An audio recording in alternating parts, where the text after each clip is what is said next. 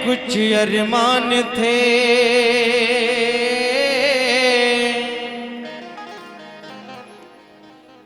एक तरफ थी झाड़ियां, एक तरफ शमशान थे।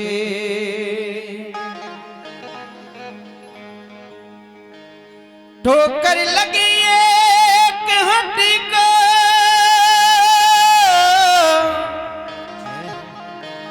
तो हड्डी के ये बयान थे,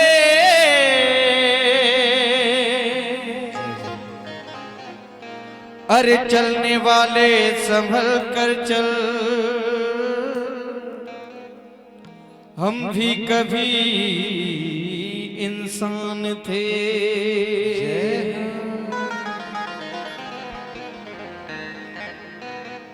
इसलिए कहना है, जीवन के अंतिम सफर में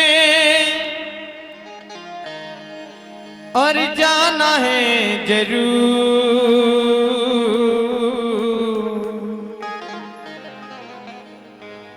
यार बड़ी दूर, यार बड़ी दूर, यार बड़ी दूर, यार बड़ी दूर।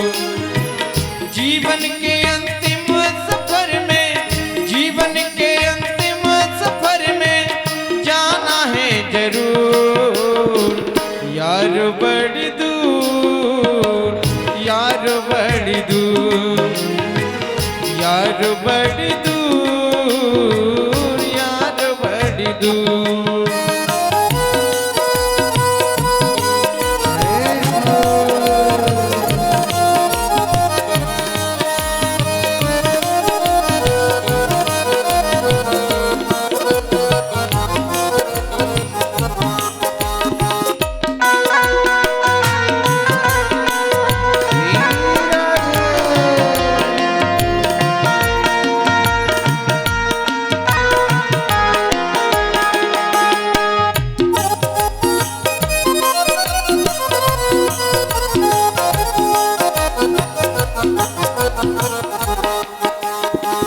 राजा भी जाएगा, योगी भी जाएगा, कहना है राजा भी जाएगा, योगी भी जाएगा। कि दुनिया में आकर के क्या कमाया, दुनिया में आकर के क्या कमाया, क्या हीरे क्या मोती, लेकिन एक बात याद रखना प्यारे, कफन में जेब नहीं होती। इसलिए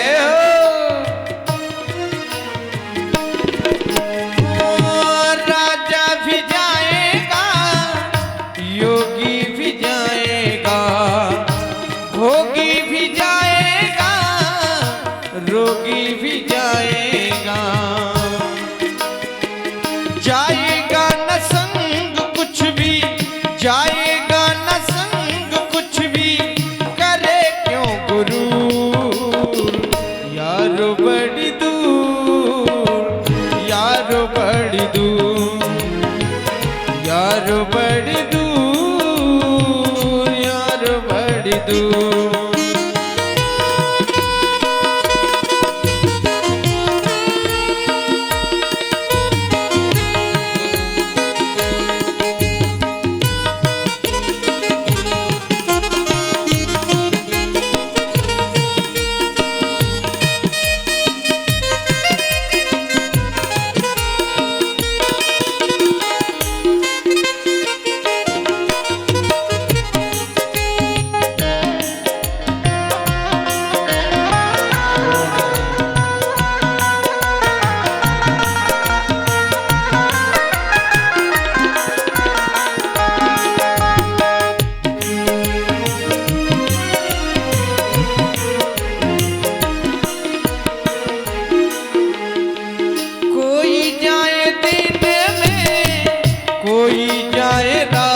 में। ये एक कड़वी सच्चाई है जो जो संसार में आ गया है उसको जाना जरूर है, फिर भी आदमी को देख कर क्यों जी रहा है आदमी, आदमी का खून क्यों पी रहा है आदमी, आदमी को आदमी क्यों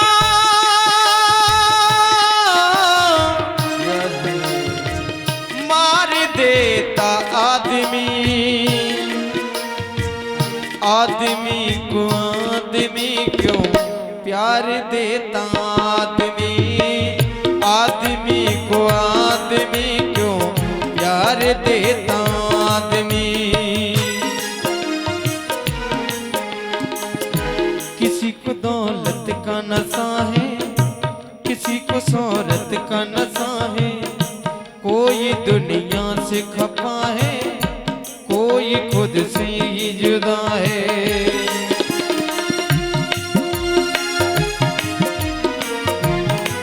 और कहना है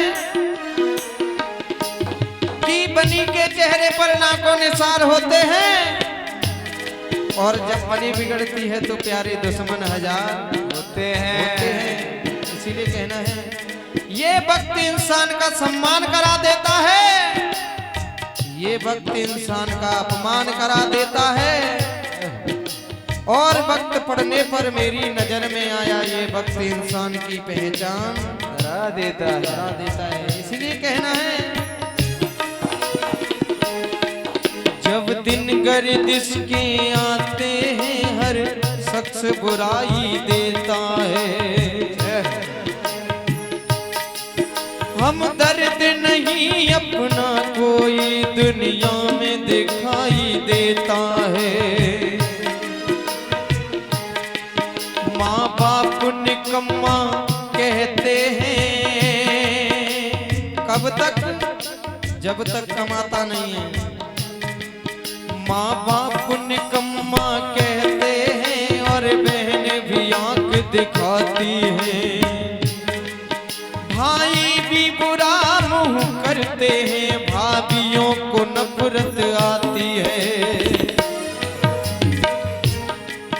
बेटे भी बिगड़ते हैं बेहद घर वाली जिगर जलाती है, अपने बेगाने हो जाते जब गर्दिश रंग दिखाती है, जब गर्दिश रंग दिखाती है, जब गर्दिश रंग दिखाती है। और कहना है जो कल तक हमारी इज्जत करते थे आज हमारा बुरा समय है, तो आज वो ही इज्जत को करने वाले भी इज्जत को तारने फिरते हैं, ये सर को झुकाने वाले भी ये सर को तारने फिरते हैं, भाई बंधु कुटुंब कबीले झूठे जग के नाते हैं, दुनियादारी दिखलाने को बस मरघट तक जाते हैं, बस मरघट तक जाते हैं, बस मरघट तक जाते हैं। रिश्तेदार नमस्ते के कर अपना फंद छुड़ाते हैं, कहते हैं कि रिश्ता दूर का है, पानी तक नहीं पिलाते हैं, पानी तक नहीं पिलाते हैं, पानी तक नहीं पिलाते हैं। इसलिए अंत में कहना है कुछ काम अधर्मी धर्म के कर, कुछ काम अधर्मी धर्म के कर, वरना पीछे पछताएगा, जब अंत समय आएगा तेरी सब यहीं पड़ा रह जाएगा, सब यहीं पड़ा रह जाएगा, सब यहीं पड़ा रह जाएगा। कोई जाए दिन में कोई जाए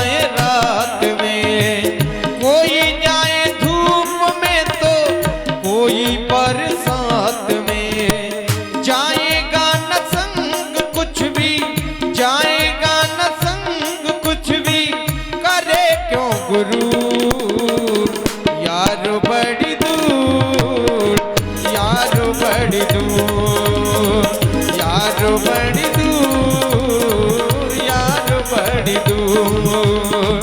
जीवन के अंतिम सफर में, जीवन के अंतिम सफर में जाना है जरूर, यारो बड़ी दूर, यारो बड़ी दूर, यारो बड़ी दूर, यारो बड़ी दूर, यारो बड़ी दूर, यारो बड़ी दूर, यारो बड़ी दूर, यारो बड़ी दूर।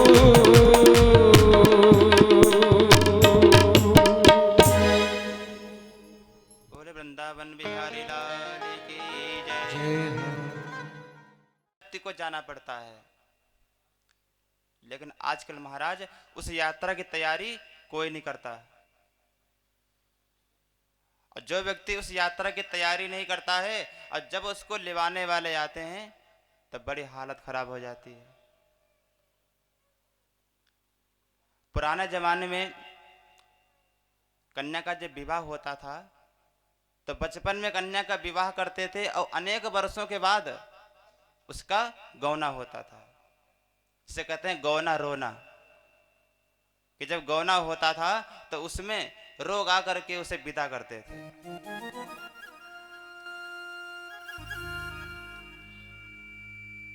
तो जो एक बेटी अपने पिता के घर में रहती है, अगर उस बेटी से पूछ लिया जाए कि बेटी तेरा घर कहाँ है, तो वो बिना रुके सीधे कह देती है कि ये मेरे पिता का घर है, ये मेरा घर है, ये हमारी फैक्ट्री है, ये हमारी कार है। लेकिन जब उसी बेटी का विवाह हो जाता है, अपने ससुराल चली जाती है, और जब उसी बेटी से पूछा जाए तब पिता के घर को अपना घर नहीं कहती, तब पति के घर को अपना घर कहती है, पति की संपत्ति को अपनी संपत्ति कहती है। सब कुछ बदल जाता है, सारा व्यवहार बदल जाता है।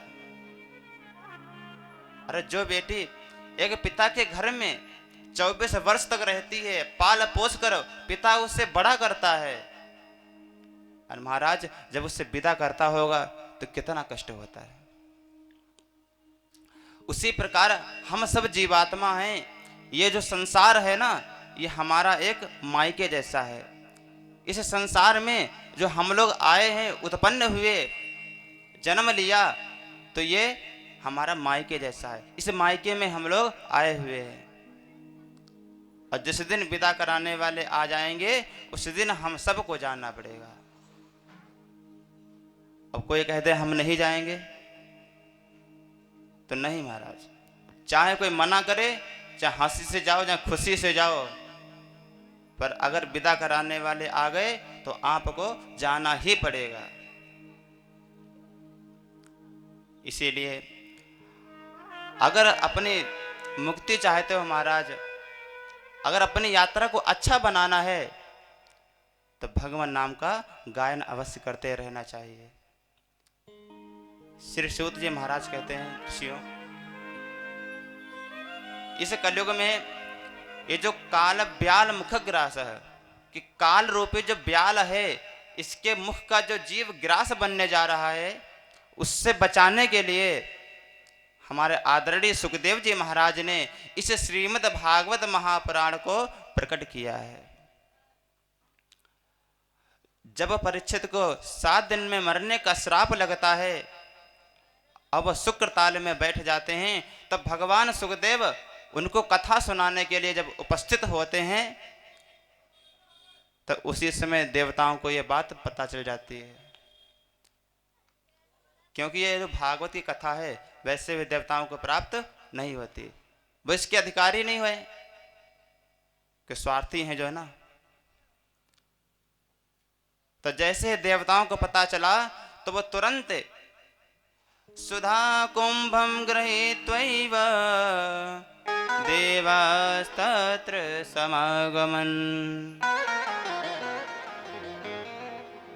जो स्वर्ग का अमृत है वो कलश लेकर के भागे भागे दौड़ते चले आए, और ला करके सुखदेव जी के चरणों में रख दिया, महाराज ये स्वर्ग का अमृत है। अरे मैंने सुना है आप परीक्षित को कथा सुनाने वाले हैं। सुखदेव जी कहते हैं हाँ सही सुना है, सुनाने वाले हैं। बोले तो महाराज हमने ये भी सुना है कि परीक्षित को 7 दिन में मरने का श्राप लगा है। बोले हाँ ठीक सुना है। बोले इसीलिए हमने जैसे ही ये सुना कि परीक्षित यहां से वहां नहीं जाना चाहता, हम वहां से यहां नहीं आना चाहते, तो हम ये अमृत का कलश लेकर के आ गए। सुखदेव जी कहते हैं भैया अरे इस देव दुर्लभ अमृत को हमने थोड़ी मंगाया है भैया, हमने आपसे विनती तो नहीं करी कि आप अमृत लेकर के आ जाओ, फिर तुम लेकर के क्यों आ गए? देवता कहते हैं महाराज ऐसा है ना कि परीक्षित को केवल डर है मृत्यु का, मरने का डर है। अरे इसको अमर ही तो करना है, तो ये जो स्वर्ग का अमृत है आप परीक्षित को पिला दीजिए, परीक्षित अमर हो जाएगा, सर्प से मुक्ति मिल जाएगी। लेकिन जो आप परीक्षित को कथा अमृत सुनाने वाले हो, जो पिलाने वाले हो, वो हमें पान करा दो। इसी प्रकार विनिमय हो जाएगा,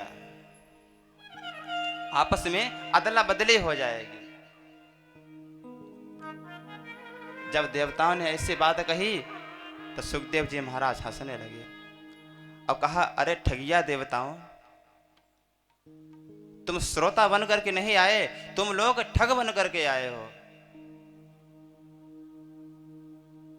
अरे तुम्हारा कहां ये कांच के समान ये तुच्छ अमृत, और कहते हो कि इस कथा रूपी अमृत से अदला बदली कर लो। कि क्व सधा क्व कथा लोके क्व काचः क्व मणिर्महान् ब्रह्मरात्रो विचार्यैवम्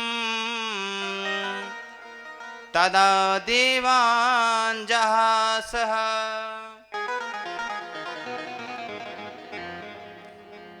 सुखदेव जी कहते हैं राजन अरे देवताओं, तुम्हारा यह तुच्छ अमृत है, अरे इसको पीने के बाद जब व्यक्ति ऊपर स्वर्ग से लात मार करके नीचे भगा दिया जाता है, अरे जब व्यक्ति इस मृत्यु लोक में अनेक पुण्य कर्म करता है तब वह स्वर्ग जाता है, जब 100 पुण्य हो जाते हैं तब वह स्वर्ग में जाता है, तो वहां उसे अमृत पान कराया जाता है, और जब उसके पुण्य नष्ट हो जाते हैं तब ऊपर से लात मार के नीचे भेज देते हैं। और कहते हैं अरे देवताओं, तुम इतने स्वार्थी हो, तुम बिना स्वार्थ के किसी के पास जाते भी नहीं। अरे तुम महर्षि दधीची के पास गए, उनको उनकी अस्थियां लेकर के आ गए, केवल प्रणाम किया, अस्थियां मांग ली उनकी। अरे तुमने भगवान शंकर को प्रणाम करने गए तो उनको विष का घड़ा थमा दिया। तुम लोग बिना स्वार्थ के किसी के पास जाते नहीं हो। और महाराज कुछ व्यक्ति होते बहुत चतुर हैं, जो व्यक्ति 2-4 दिन पहले से आपकी भलाई की बात करने लगे तो उस व्यक्ति से तुरंत सावधान हो जाओ, क्योंकि वो 2-4 दिन पहले से आपकी खूब भलाई की बातें करेगा, आपके इतने गुण गाएगा कि आप उसके वशीभूत हो जाओगे। जब वो समझ जाएगा आप पूर्ण रूप से उसके बस में हो गए, तब कहेगा भैया हमें ससुराल जाना है, क्या बाइक मिल जाएगी? महाराज आप मना नहीं कर पाओगे, आपको बाइक देनी ही पड़ जाएगी, क्योंकि उस समय मना करोगे तो नाराजी। तो कुछ लोग चतुर ही बहुत होते हैं। तो सुखदेव भगवान कहते हैं देवताओं, इसलिए तुम लोग अगर श्रोता बन करके मेरे पास आते तो आपको ये कथा रूपी अमृत अवश्य पान कराते। अरे तुम लोग ठग बन करके आए हो, तुम लोग इसके अधिकारी नहीं हो, तुम इसके पात्र नहीं हो। अब ऐसा कह के डांट करके भगा दिया। देवता भागे भागे ब्रह्मलोक जाते हैं, जाकर के शिकायत करे ब्रह्मा जी से, अरे ब्रह्मा जी, हम महाराज सुखदेव जी के पास कथा सुनने गए थे और सुखदेव जी ने मेरी बड़ी बेइज्जती करी, डांट करके भगा दिया है। ब्रह्मा जी कहते हैं, अरे देवताओं चिंता मत करो, 7 दिन के बाद परीक्षित आने वाला है, मालूम हो जाएगा कि इस कथा सुनने का फल क्या होता है। और महाराज जब 7 दिन के बाद परीक्षित एक सुंदर विमान में बैठ करके भगवान के गोविंद के धाम वैकुंठ धाम को प्राप्त हो गए, तो राज्ञा मोक्षम तदावेक्ष्यम पुरा धातापि विस्मितः। जैसे ही राजा परीक्षित की मृत्यु मुक्ति देखी तो आज ब्रह्मा जी चकित रह गए। कह रहे इस कथा का इतना बड़ा फल। और तुरंत ही सत्यलोक में तराजू को बांधा कि सत्यलोके तुलाम बद्ध्वा तोलयत साधनान्यजः। सत्यलोक में तराजू को बांधा, उसमें संसार के समस्त साधनों को एक पलरे में रख दिया और एक पलरे में श्रीमद् भागवत को स्थापित किया। पर सारे ग्रंथ उठ गए, पर भागवत अपनी महिमा के कारण भारी रहा। बोल श्रीमद् भागवत महापुराण की जय। आज समस्त ऋषियों ने तुरंत ही घोषणा कर दी कि इस कलिकाल में जो भी व्यक्ति एक बार इस ग्रंथ को पढ़ लेगा, सुन लेगा, यहां तक देख लेगा, उसकी मुक्ति निश्चित है, उसकी दुर्गति नहीं होगी। सौनकादिक ऋषियों ने प्रश्न किया, हे सूत जी महाराज, जब भगवान की इतनी अच्छी कथा है तो फिर इतनी जल्दी क्यों सुना दी? अरे ये सप्ताह श्रवण की जो विधि की परंपरा है ये कहां से शुरू हुई, यहां तो मुझे बताओ। तो सूत जी महाराज कहते हैं कि इस कथा की जो शुरुआत की है, साप्ताहिक कथा जो प्रारंभ हुई है, ये सनकादिक ऋषियों के द्वारा शुरू हुई है। क्योंकि सनकादिक ऋषि ने जब नारद जी को सुनाया, भक्ति ज्ञान वैराग्य को तरुण करने के लिए सुनाए, तो वहीं से सप्ताह श्रवण विधि प्रारंभ हो गई।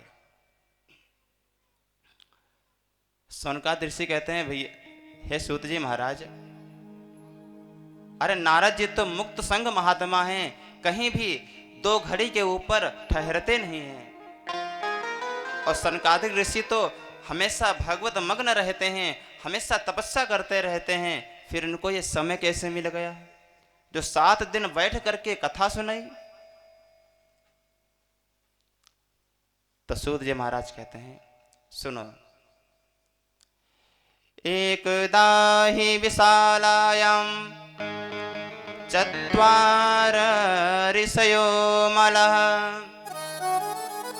सत्संगार्थं समायाता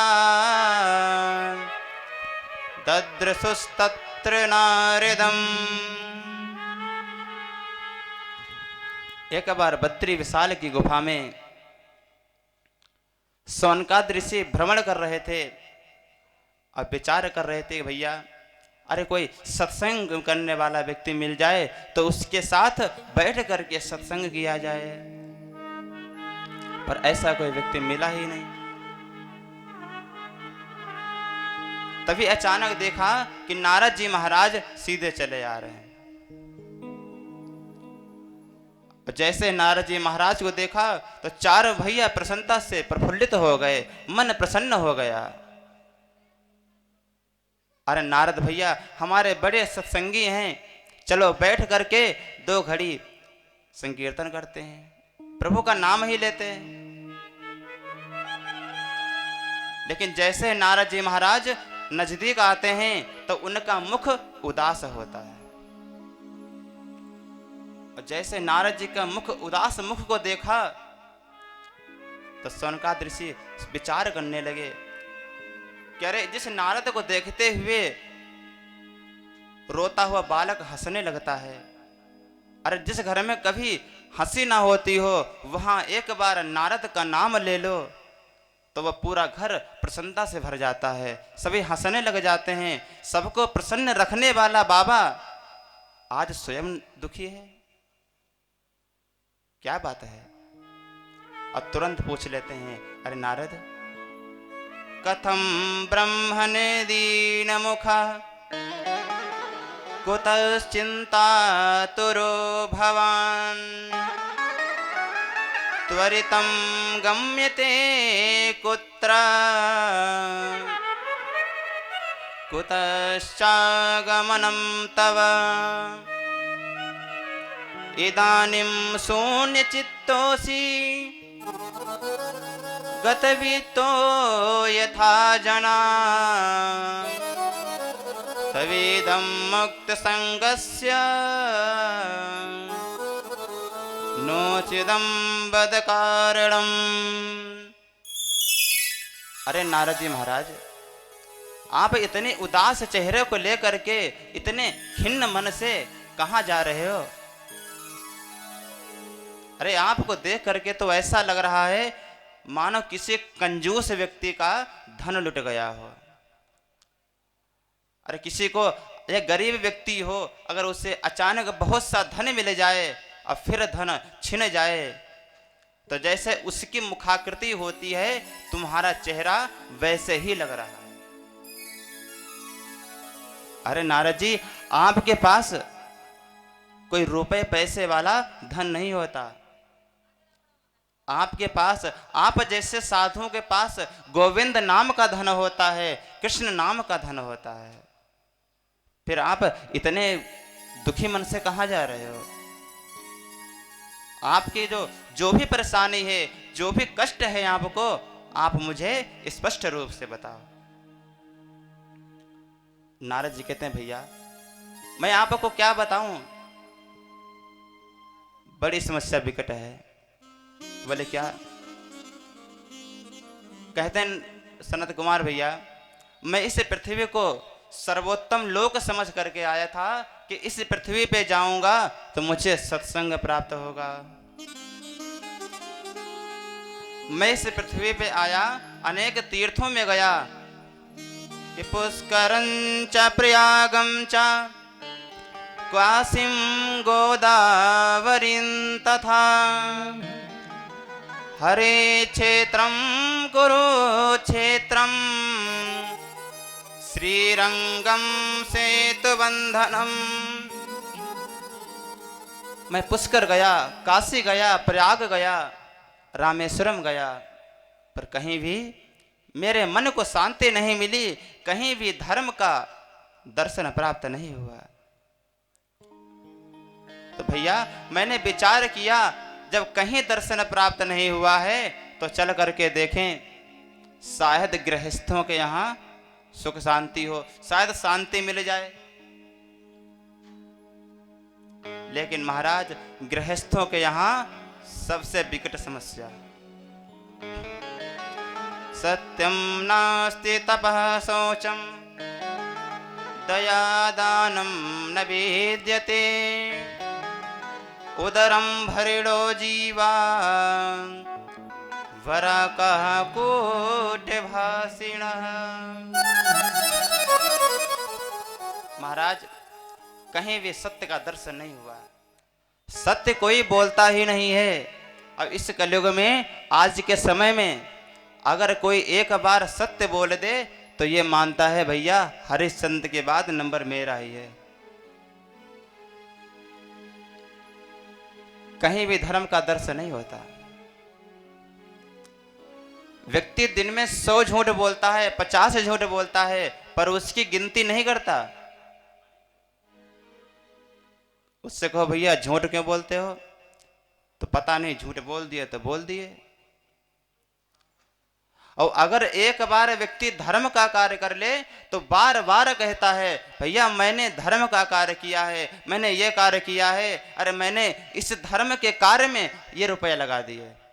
अपने दान की इतनी महिमा गाएगा कि उस दान का प्रभुत्व ही नष्ट कर देगा।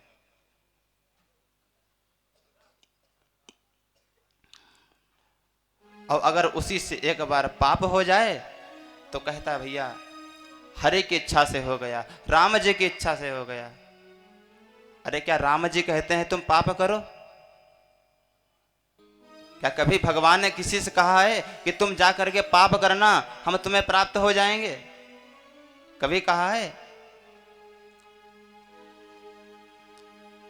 और इस संसार में अगर किसी व्यक्ति से तुम बातें करोगे ना तो आपके सामने इतने मधुर शब्दों में बात करेगा कि आप समझेंगे इससे बड़ा हितैषी मेरा इस संसार में कोई नहीं। अब पीछे जब सुनोगे तो जान लेने की बात करते हैं महाराज। ऐसे हैं महाराज कल के मनुष्य कि आदमी का नहीं कोई नामो निशान, विषधरों की नगरिया में बसते हैं हम। आदमी का नहीं कोई नामो निशान, विषधरों की नगरिया में बसते हैं हम। संस्कारों का कुछ है अजब सिलसिला, आरों का कुछ है अजब सिलसिला। आज तन ये के दूजे पे डसते हैं, चेतन ये के दूजे पे डसते हैं हम। डोले चलावे यहाँ दोस्ती के भी झूठे हैं वादे यहाँ, प्यारे के रह गए सिर्फ दिखावे यहाँ। आज व्यंगे के दूजे पे बसते हैं हम, सदरों की नगरिया में बसते हैं हम।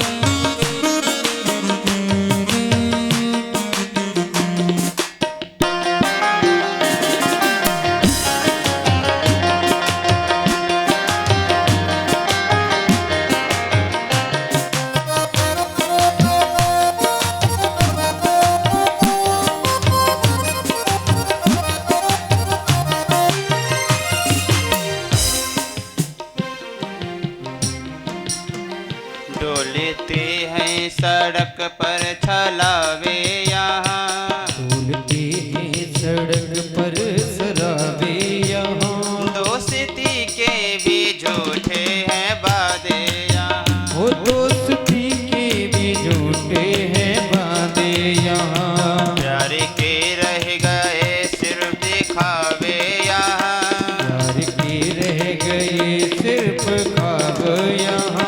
आज व्यंगे के दूजे पे कसते हैं हम।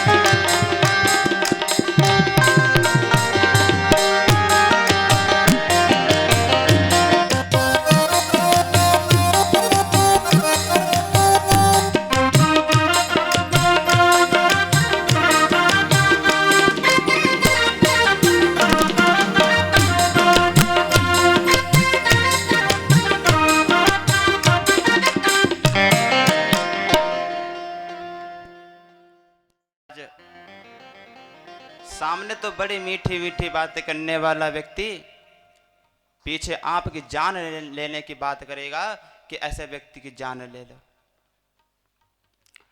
यहां तक कि महाराज जब पति पत्नी हैं, इनका जीवन कूट भाषिड़ा हो गया। पति पत्नी के जीवन में प्रेम नहीं रहा महाराज। आप किसी रास्ते से गुजर रहे हो,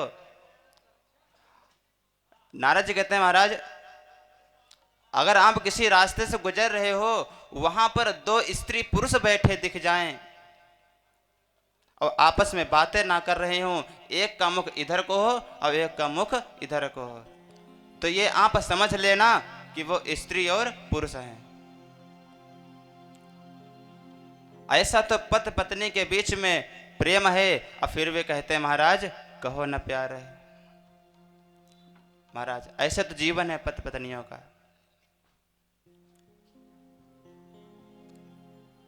यहां तक कि जो माता पिता है ना, उदरम भरिडो जीवा वराका कूट भाषिड़ा है, केवल अपनी संतान को बुला करके उदर पूर्ति की शिक्षा देते हैं कि मात पिता बाल कहीं बुलावें, उदर भरण सोय धर्म सिखावें, कि केवल उदर की पूर्ति करो बेटा। उनको धर्म अधर्म से कोई मतलब नहीं कि बेटा धर्म से कमा रहा है, बेटा अधर्म से कमा रहा है, इससे उनको कोई मतलब नहीं।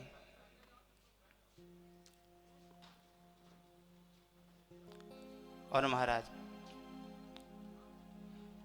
कि नई सदी में मिल रही दर्द भरी सौगात, बेटा कहता बाप से तेरी क्या औकात। आजकल के जो बच्चे हैं ना, वो अपने माता पिता की बात नहीं मानते। अगर पिताजी कोई कार्य के लिए कह दें तो स्पष्ट मना कर देते हैं, अरे पिताजी अभी समय नहीं है, अरे अभी हम घूमने जा रहे हैं, अभी ये कार्य नहीं कर पाएंगे।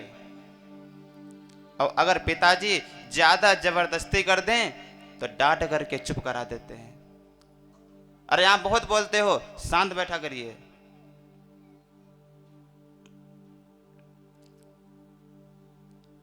महाराज भाई भाइयों का प्रेम भी आजकल बहुत निराला है। कलयुग के भाई भी नहीं रहे कि भाई भी करता नहीं भाई पर विश्वास, बहन पराई हो गई साली खासम खास। आजकल के जो भाई है ना, वो अपने भाई पे विश्वास नहीं करते, उनको अपने सगे भाई पे विश्वास नहीं होता। घर में छोटी बहन हो, अगर कह दे भैया 10 रुपए चाहिए, तो भैया कहते हैं अरे बहन खुले रुपए नहीं है, या भी रुपए है नहीं। और वहीं पे साले साहिबा अगर 10 रुपए मांगे तो 500 का नोट दिखा देंगे, भैया तैयार है। कि अब तो अपना खून भी करने लगा कमाल, बोझ समझ माँ बाप को घर से रहा निकाल। महाराज आज के बेटों की क्या स्थिति बताई जाए। एक पिता मजदूरी करके किसी भी तरह अपने 4 बेटों का पेट भर लेता है। कैसे मजदूरी करता हो, फिर भी वो प्रसन्नता से उनका पेट भरता है, कभी मन में ईर्ष्या नहीं लाता, कोई भाव नहीं उदित होता है। पर वही जब पुत्र युवा हो जाते हैं, बड़े हो जाते हैं, तो वो 4 पुत्र मिलकर के एक बाप को नहीं पाल पाते, एक पिता का पेट नहीं भर पाते, एक माता का पेट नहीं भर पाते।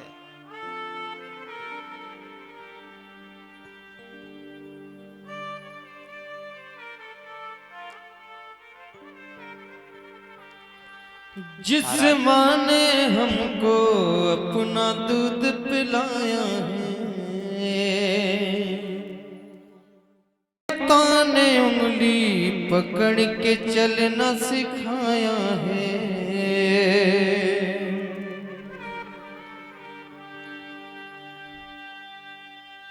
तू बदले तू बदले तू बदले सौ बार, मगर माँ बाप नहीं बदले।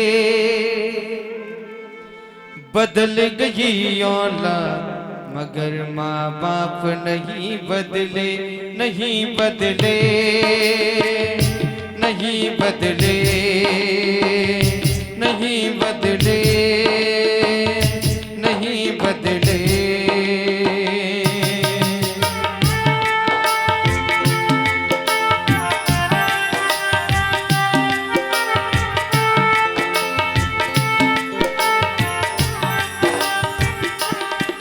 जिस माँ ने हमको अपना दूध पिलाया है, जिस माँ ने हमको अपना दूध पिलाया है, पिता ने उंगली पकड़ के चलना सिखाया है। पड़ती है दिलों पर मार मगर माँ का प्यार नहीं बदले। बदल गई औलाद मगर माँ बाप नहीं बदले, नहीं बदले, नहीं बदले, नहीं बदले, नहीं बदले।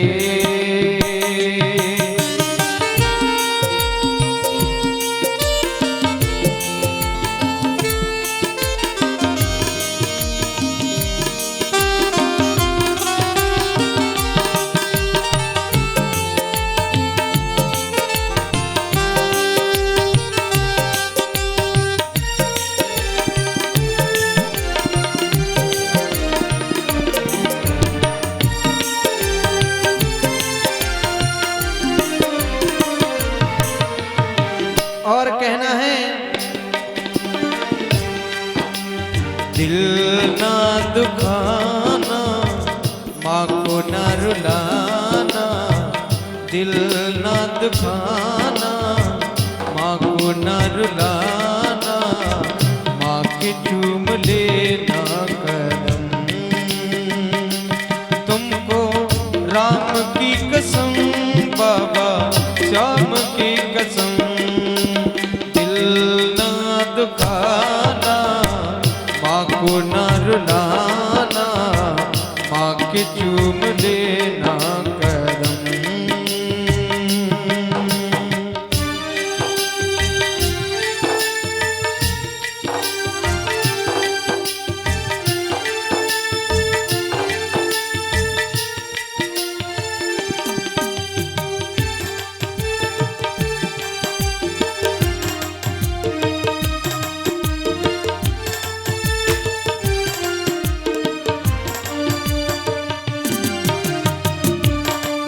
दुनिया में सबसे प्यारी माँ की खिदमत, माँ के चरणों के नीचे तेरी जन्नत।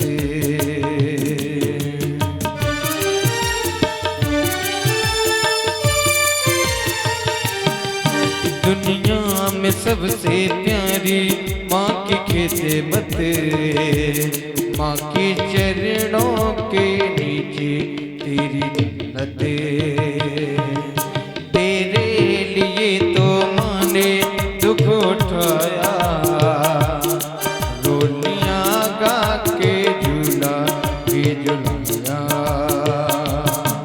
तुझको खिलाती थी वो रोने नहीं देती, तुझको हंसाती थी वो रोने नहीं देती। बच्चों की खातिर रब से ये तो मांगे, बच्चों की खातिर रब से ये तो मांगे, दाता मेरे करना करम। तुमको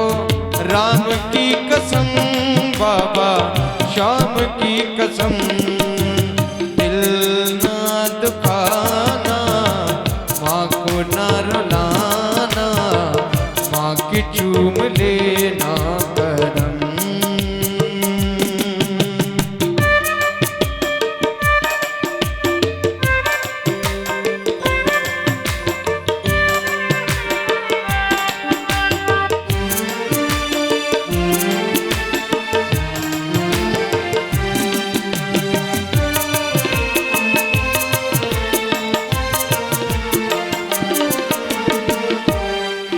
माँ बाप के दिल को जो औलाद दुखाती है,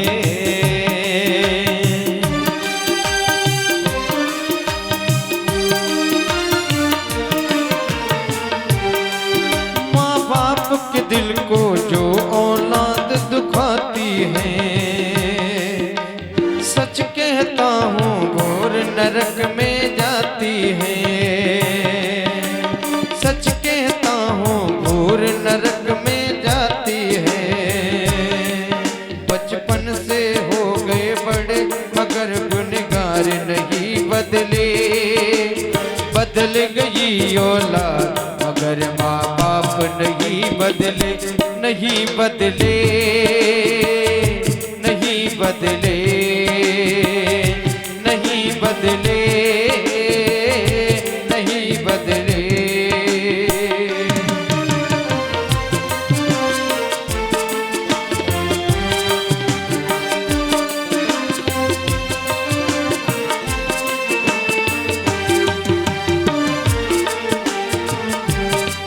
जिस माँ ने हमको अपना दूध पिलाया है, पिता ने उंगली पकड़ के चलना सिखाया है। पड़ती है दिलों पर माँ मगर माँ का प्यार नहीं बदले, बदल गई औलाद मगर माँ बाप नहीं बदले, बदल गई औलाद मगर माँ बाप नहीं बदले, बदल गई औलाद मगर माँ बाप नहीं बदले, नहीं बदले, नहीं बदले,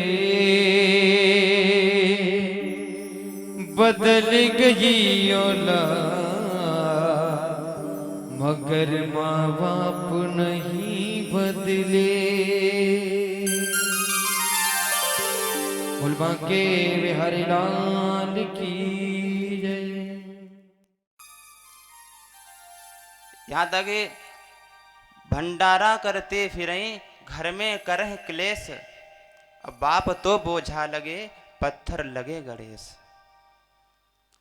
गली गली में भंडारा करते हैं और घर में आकर के क्लेश का वातावरण बना देंगे। पिताजी तो उनको बोझ के समान लगते हैं। अरे पिताजी घर में क्यों बैठ गए? पिताजी उनके लिए भार स्वरूप हैं। जब वो छोटे थे तो पिताजी के लिए भार स्वरूप नहीं थे, तब पिताजी ने उनको उठा के बाहर नहीं भेजा कि तू बाहर जा, कभी नहीं कहा। पर गली गली भंडारा कर लेंगे, पर एक पिता को पालने में उनको बड़ी कठिनाई होती है कि एक पिता को कैसे पालें, एक माता को कैसे पालें। और जाकर के मंदिर में शीश नवाएंगे। अरे महाराज, सच में आप एक बार विचार करो तो इस धरती पे अगर सबसे बड़ा देवता है, सबसे बड़े अगर देवता को मानो तो वो माता पिता हैं। माता पिता से बड़ा देवता इस धरती पे कोई नहीं।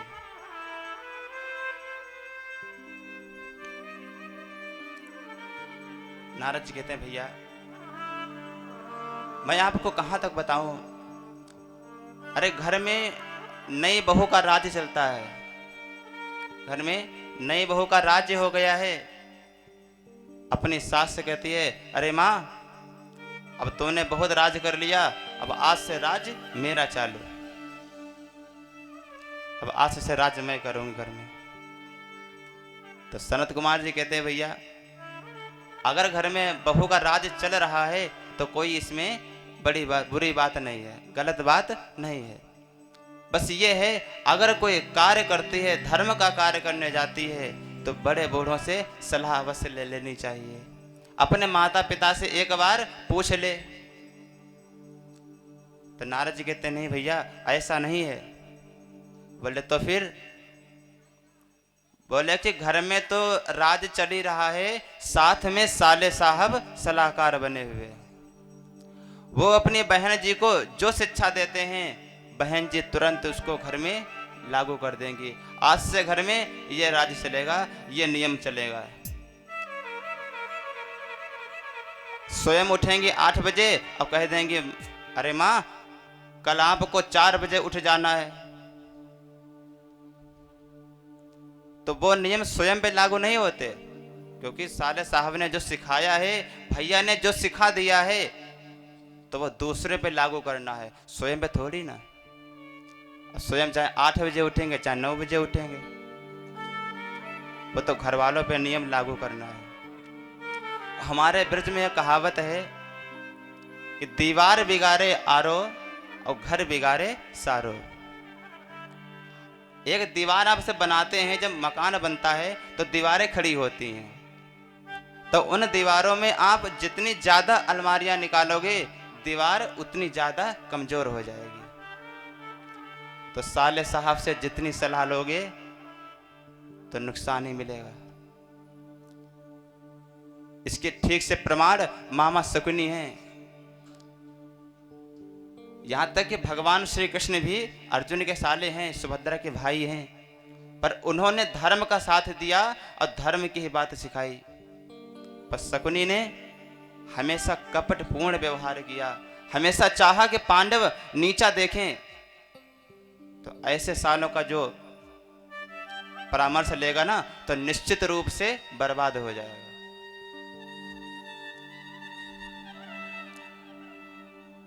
नारद जी कहते हैं भैया और आपको क्या बताऊं,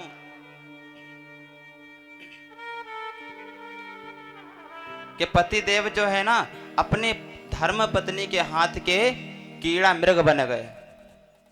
कि नार विवश नर सकल गुसाई, नाचह नट मरकट की नाई। बंदर बन गए। ब्रवीत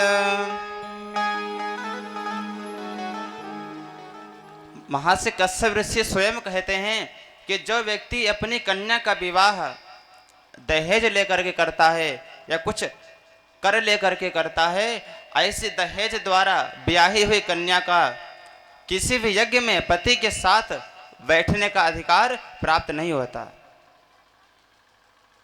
क्योंकि जिस पिता ने दहेज लेकर के कन्या का विवाह किया है, वो कन्या दासी स्वरूप मानी जाती है।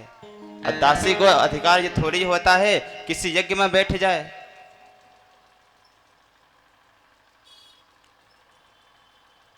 और नारद जी कहते हैं भैया, अरे आपको क्या स्थिति बताऊं, कन्या विक्रयणो लोभात दंपति नाम च कलकनम। अरे पति पत्नी में निरंतर कलह बना हुआ है। अरे जिस भारत देश में हर बाला देवी की प्रतिमा बच्चा बच्चा राम है, ऐसा लोग कहते हैं। अरे आपने कभी ये नहीं सुना होगा कि पाकिस्तान माता की जय, इंग्लैंड माता की जय, कभी नहीं सुना होगा। वो तो हमारे भारत देश में कहते हैं भारत माता की जय। अरे ऐसे नारी प्रधान देश में कन्याओं का जीना हराम है। अब नारद जी कहते हैं भैया आपको गृहस्थों की क्या स्थिति बताऊं। ऐसा कहते हुए नारद जी बिलख पड़े। अरे भैया पति पत्नी में अक्सर कलह बना रहता है, झगड़ा बना रहता है। और महाराज एक बात आपको बता दूं, जिस घर में कलह होता है, जिस घर में पति पत्नी के बीच में कलह रहती है, उस घर में कभी भी लक्ष्मी का निवास नहीं होता। उस घर से लक्ष्मी रूठ करके चली जाती है। वहां के जो देवता हैं स्थान छोड़ देते हैं। पैसा खूब होता है, यश नहीं मिलता, सम्मान नहीं मिलेगा महाराज।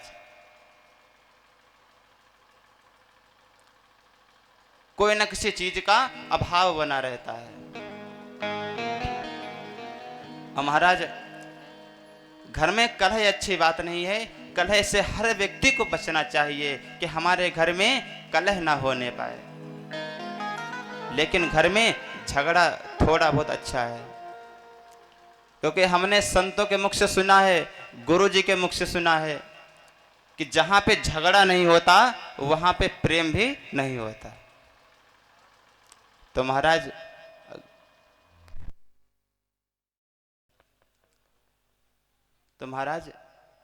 थोड़ा बहुत झगड़ा जो है ना, ये प्रेम को बढ़ावा देता है। तो जो माताएं घर में झगड़ा ना करती हो, आज जा करके थोड़ा झगड़ा पति से कर लेना। अगर पूछे झगड़ा क्यों कर रहे हो, तो कह देना कथा में सुन करके आए थे, तो आपसे प्रेम कर रहे हैं। झगड़ा नहीं करते, आपसे प्रेम कर रहे हैं। तो घर में कलह करना अच्छी बात नहीं है, थोड़ा बहुत झगड़ा चलता रहता है। नारद जी कहते हैं कि इस प्रकार ये गृहस्थों की स्थिति है। अब आपको संतों की स्थिति बताते हैं क्या है। कि न योगी नैव सिद्धो वा न ज्ञानी सत्क्रियो नरः कलिदावान लेनाद्यम साधनम भस्मतां गतम। ना कोई योगी है, ना कोई सिद्ध है, ना कोई ज्ञानी है। जाके नख और जटा विशाला, सोई तापस सिद्ध कल काला। जिसके बड़े बड़े नाखून हैं, बड़ी बड़ी जटाएं हैं, वो सबसे बड़ा सिद्ध संत माना जाता है। बड़े बड़े बाल रखा लिए, बड़े बड़े नाखून रखा लिए, अब महाराज हम सिद्ध हो गए। नारे मोई सो संपत्ति नासी, मूढ़ मुड़ाए होए सन्यासी। पत्नी मर गई, अपने बालों को मुड़वा लिया, केसों को मुड़वाने के बाद लंबा सा टीका लगा लिया, आकर के बैठ गए, मठाधीश बन गए। अरे महाराज, हम तो विरक्त हैं, हम तो साधु हैं, सिद्धि पुरुष हैं। एक बोर्ड लगवा दिया।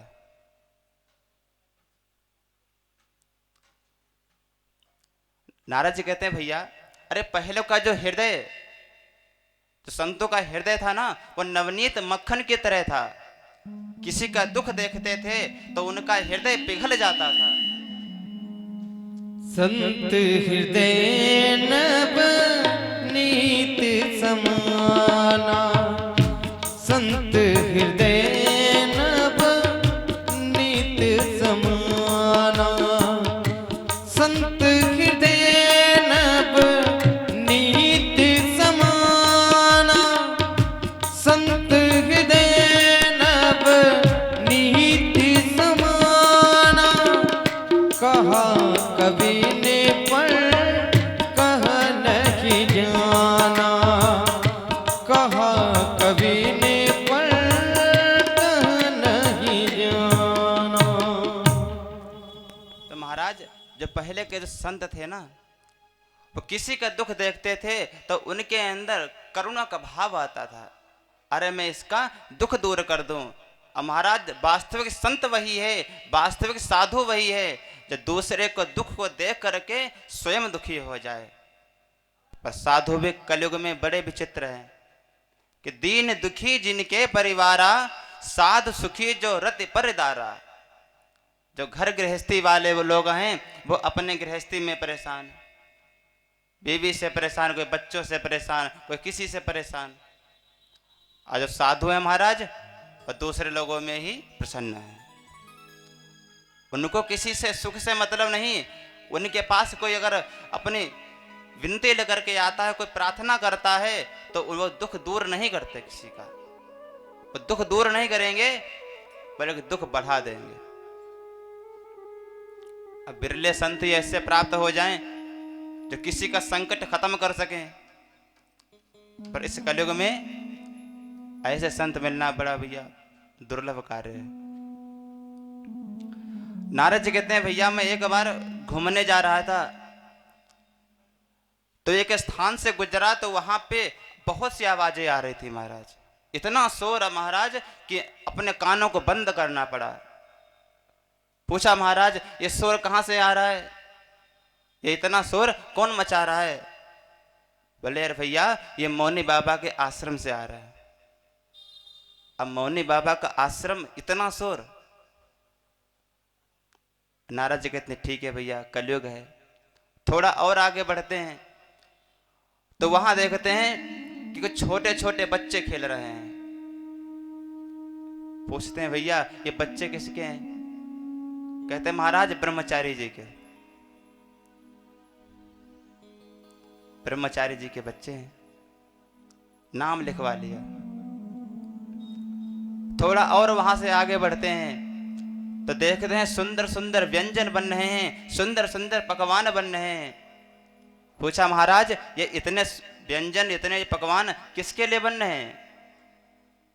तो कहा महाराज ये फलाहारी बाबा के लिए बन रहे हैं। अब फलाहारी बाबा इतने व्यंजन करेंगे।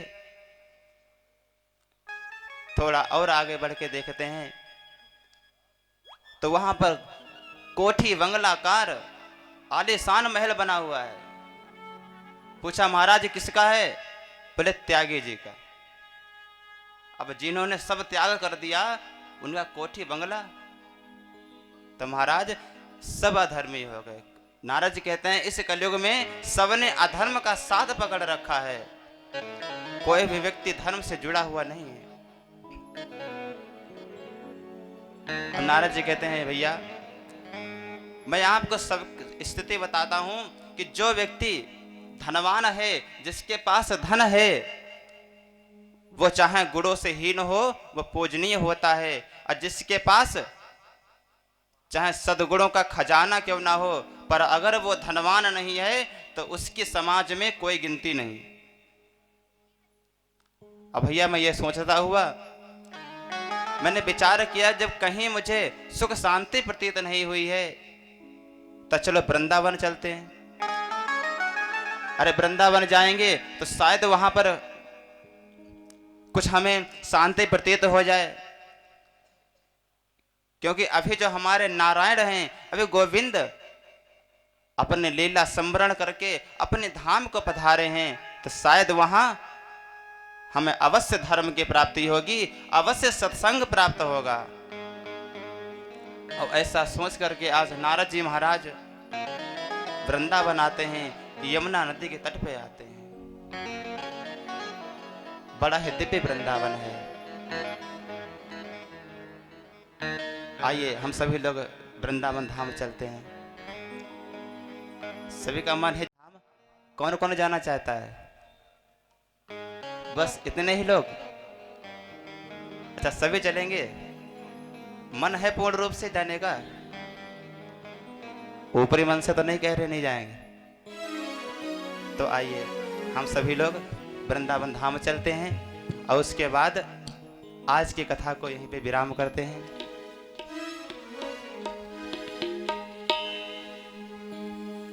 श्री वृंदावन धाम अपार, रटे जा राधे राधे।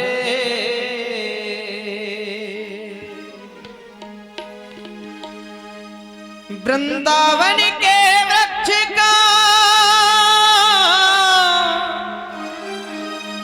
मरम न जाने को,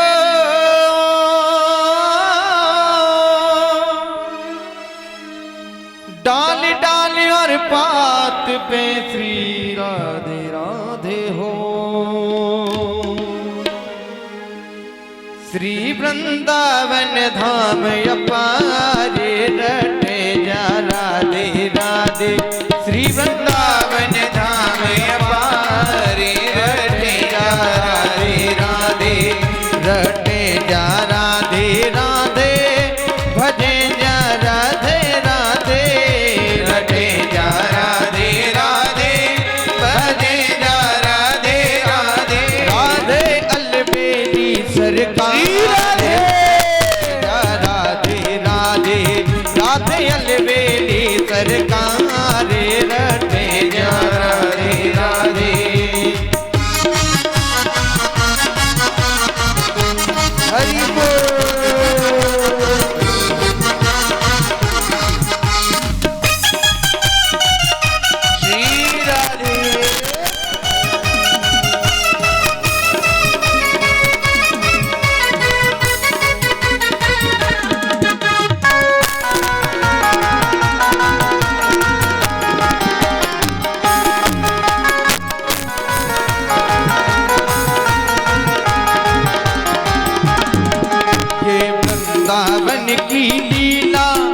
मती समझो गुर को चीला, ये वृंदावन की लीला मत समझो गुर को चीला।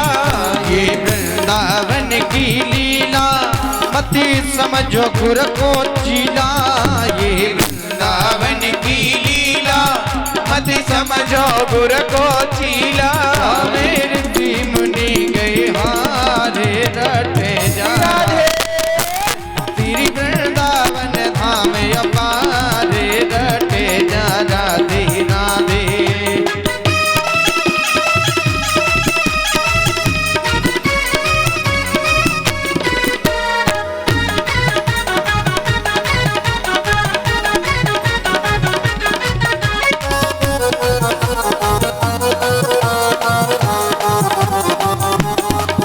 जो राधा नाम न हो तो रस राज विचारो रोतो। जो राधा नाम न हो तो रसवानो विचारो रूतो। नहीं हो तो कृष्ण अवतारे रटे जा राधे राधे। श्री वृंदावन वृंदावन धाम अपारे रटे जा राधे राधे।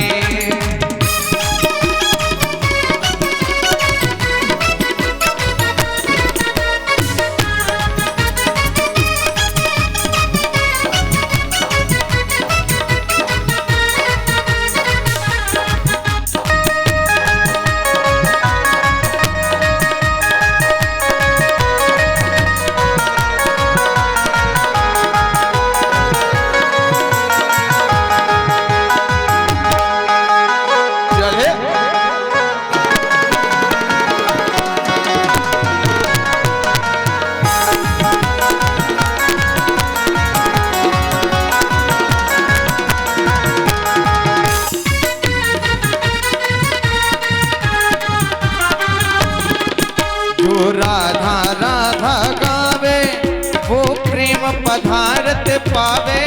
जो राधा राधा गावे वो प्रेम पदारथ पावे।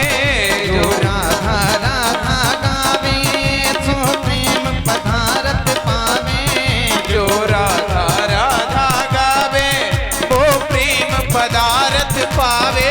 पाको है जय बेड़ा पारे रटे जा राधे राधे। श्री वृंदावन वृंदावन धाम अपारे रटे जा राधे राधे।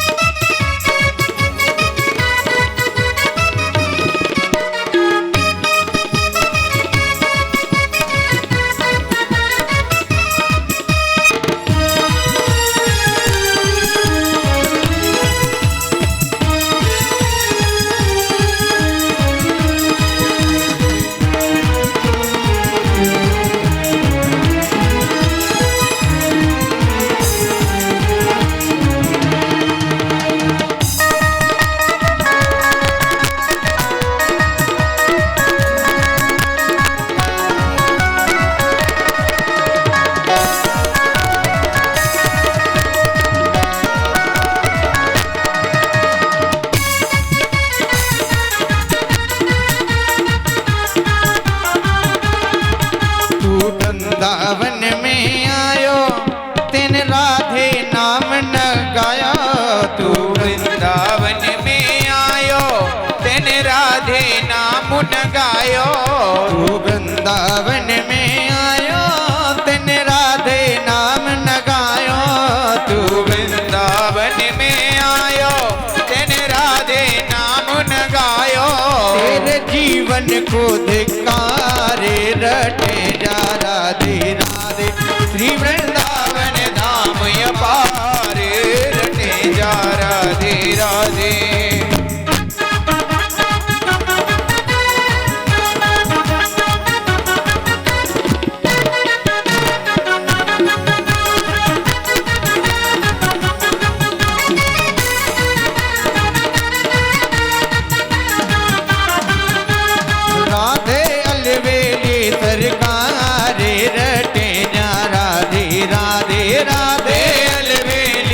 सरकार रटे जा राधे राधे वृंदावन धाम अपारे रटे जा राधे राधे श्री वृंदावन धाम अपार रटे जा राधे राधे राधे अलबेली सरकार रटे जा राधे राधे राधे अलबेली सरकार रटे जा राधे राधे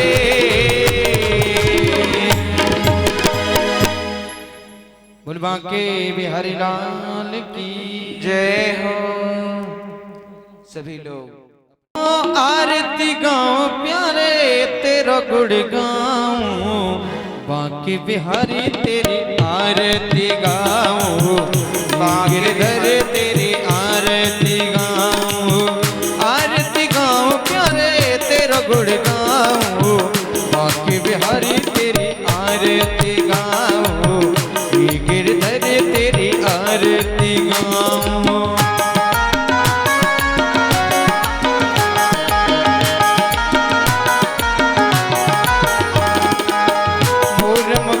तेरे शीश पे सोहे प्यारी बरसी मेरा मन मोहे देख छवि में तो पल पल जाऊं गिरधर तेरी आरती गाऊं बाकी बिहारी तेरी आरती गाऊं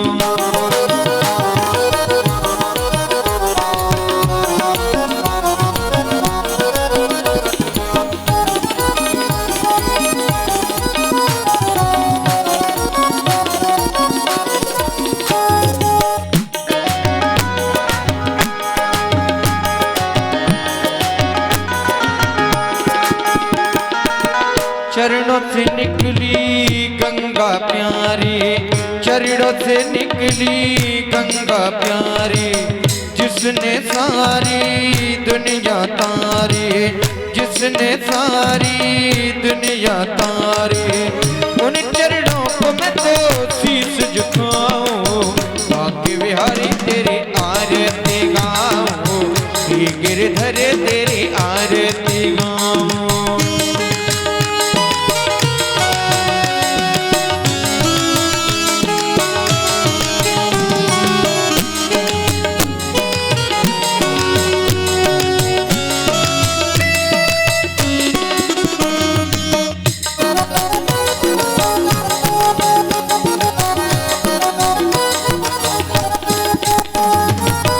दासनाथ के नाथ आप हो दासनाथ के नाथ आप हो सुख दुख जीवन साथ आप हो श्री चरणों में मैं तो पल पल जाऊं बाकी बिहारी तेरी आरती गाऊं गिरधर तेरी आरती गाऊं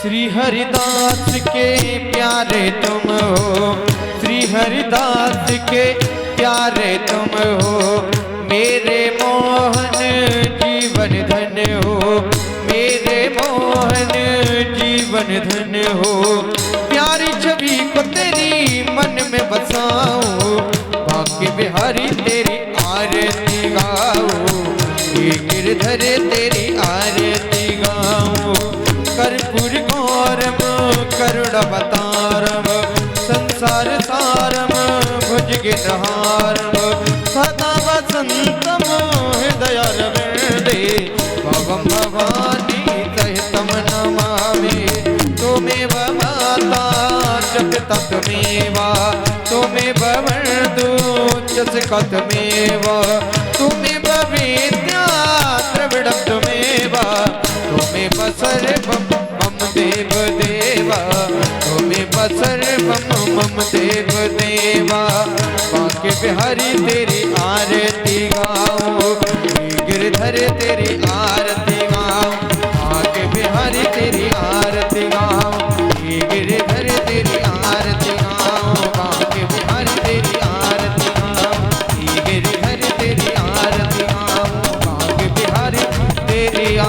आरती गाऊं। जलेन शीतलीकरणं वा द्योः शान्तिरन्तरिक्षगुं शान्तिः पृथिवी शान्तिरापः शान्तिरोषधयः शान्तिः वनस्पतयः शान्तिर्विश्वे देवाः क्षमा शान्तिरेधि मंत्र